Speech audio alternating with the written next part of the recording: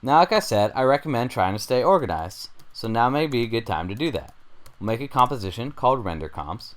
We'll throw our HUD graphics in there. We'll make another composition called pre-comps. Throw everything else in our pre-comps folder.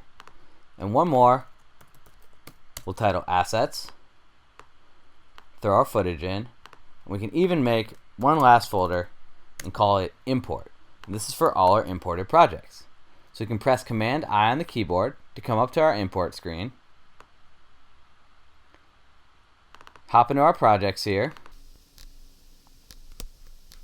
And I can import our composition with our rectangular graphic that we made. It's looking great.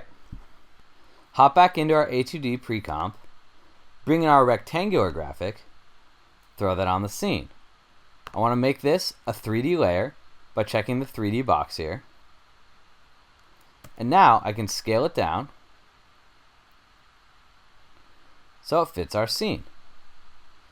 And I want to move it back in Z-space so it's closer to our actor's face. We can press R on the keyboard to give this a little more rotation if we'd like. Rotate it on our Y-axis, or not.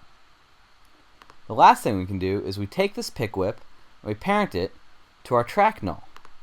So now, as we scrub through in time, you can see that our graphic actually moves along with our null.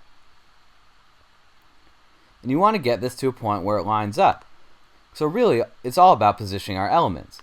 So we can just take this, we can scoot it over here, we can rotate it a little differently on the Y-axis, and if we press P on the keyboard to bring up position, the further away from the null we are, the more motion we're going to get out of our graphic. So you can see